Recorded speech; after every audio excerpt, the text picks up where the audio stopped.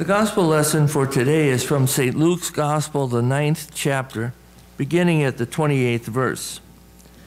Now, about 8 days after these sayings, Jesus took with him Peter and John and James and went up on the mountain to pray. And while he was praying, the appearance of his face changed, and his clothes became dazzlingly white. Suddenly they saw two men, Moses and Elijah, talking to him. They appeared in glory and were speaking of his departure, which he was now about to accomplish at Jerusalem. Now Peter and his companions were weighed down with sleep, but since they had stayed awake, they saw his glory and the two men who stood with him. Just as they were leaving him, Peter said to Jesus, "Master, it is good for us to be here. Let us make 3 dwellings, one for you, one for Moses, and one for Elijah." Not knowing what he had said. While he was saying this, a cloud came and overshadowed them, and they were terrified as they entered the cloud. And then from the cloud came a voice that said, "This is my Son, my chosen. Listen to him." And when the voice had spoken, Jesus was found alone. And they kept silent, and in those days told no one any of the things that they had seen. Here ends the gospel. I looked up the word cause in the dictionary for this sermon. The word cause, something that brings about a result, a person or thing that is the agent of bringing something about, a principle or movement earnestly supported. Well, over the time, you and I have known a lot of causes. Some of the causes have changed the world. Just a few of them. There was the women's right cause. Women at one time had very few rights. In some ways, there's still not equality between men and women. As you know, women still get less money for doing the same job in many cases. And there are various people striving against these sorts of things, but the cause goes on.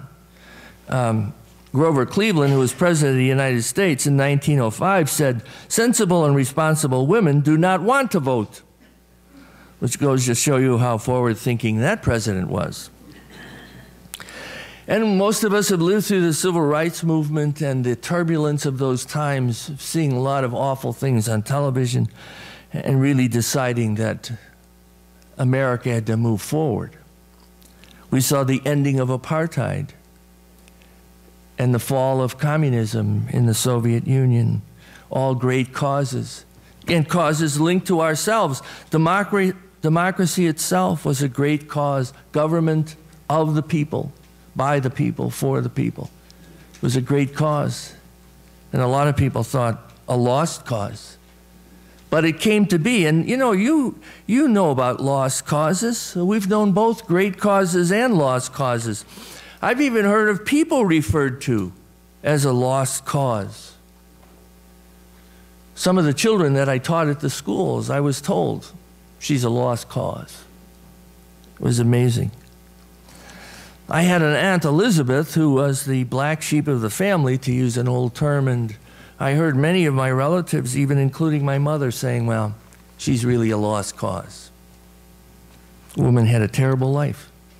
She was a lost cause. From a psycho-spiritual standpoint, causes are very important. Causes that are greater than ourselves are important to our growth. And if you've had any long-term counseling or know of anyone who has, including marriage counseling, one of the things that is always discussed is, what do you direct your energy to that's outside yourself? That's outside your relationship, that's outside your family, something bigger in the world that is important to you.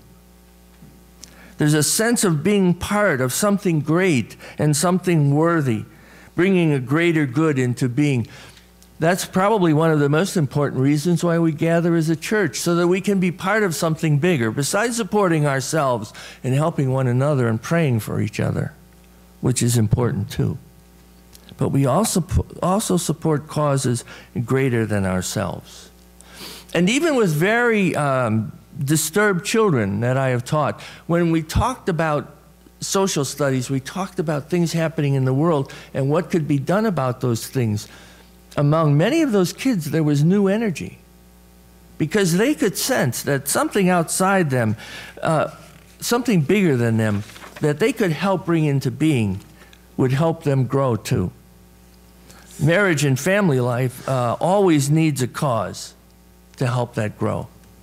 If there are a bunch of children and the parents never talk about bigger things or never sit down to explain some of the things that the kids see on the news, now it would be Haiti, but there's always some kind of a thing.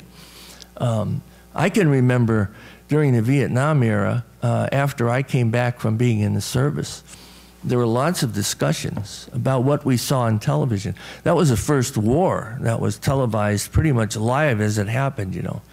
And we saw a lot of things in America we had never seen before. And it became a cause for many, many people. In the marriage ceremony, the one I use is from the Book of Common Prayer, probably a most well-known prayer book, and a very traditional marriage service. In the prayer for the couple are these words: "O God, make their life together a sign of Christ's love to this sinful and broken world, that unity may overcome estrangement, forgiveness heal guilt, and joy conquer despair." You know, I go through that prayer. It's part of the liturgy. I wonder if anybody hears it. Do the couple really know what they're in for? Actually, I should use this prayer more in just talking to people about what the meaning of life is. Unity, may it overcome estrangement, forgiveness heal guilt, and joy conquer despair. It's quite a prayer for a couple, for a family. It's quite a prayer for us this morning as a gathered church. Some would say that belief in these three phrases, that these three phrases could become reality, is impossible. Estrangement gone from our world, joy conquering despair, forgiveness healing guilt. Most of us have forgiveness issues ourselves. We can sit here right now and remember and think about them. And there are people estranged from us and we don't know how to get them back. Maybe we don't want them back. It's quite a prayer. Is it a lost cause? Was this prayer written into the ceremony with kind of a tongue-in-cheek sort of thing? Just try to do this. It can't be done. And that can't be true. It can't be a lost cause. Maybe it's the ultimate cause. Today's gospel says that this is exactly what God intends. And Jesus is God's agent in this movement with this cause. This vision on the mountaintop, which has so many words and phrases that you and I can't get our minds around because it's outside our experience completely. But the way to understand it is that it is God's confirmation of Jesus' cause. That love is supreme. That forgiveness is possible. That joy can conquer despair. The divine and the human meet. That's what this dazzling white clothes is all about. You and I think, what is that like? I mean, we don't have any kind of experience of that. Was that a historical event? Or was that something in the mind of the disciples? Or how do we put this into some kind of perspective that we can understand? The perspective is that the divine and the human are not separate. They have met. They are together. They are possible. They are tangible in our world. And you and I have experiences of the divine in the midst of our humanity. And the world will never be the same when these two meet. If you use the marriage prayer as a template and look at the world, you put it over what you see in the world and think about the meaning of that prayer. Unity, overcoming estrangement. Just take Haiti, for instance. Haiti is so poor, so damaged, that some people could walk away and say, you know, I'd like to care, but it's a lost cause. How can anything ever good happen there? And then, of course, you lay all the political stuff on it, too, because we know they've had awful regimes that have stolen from people. And other countries have gone in and taken what they needed from Haiti and left what was left. You know that 93% of Haiti has been deforested? There's only 3% forest left in this tropical country because other countries and corporations went in and took what they needed, and then they left.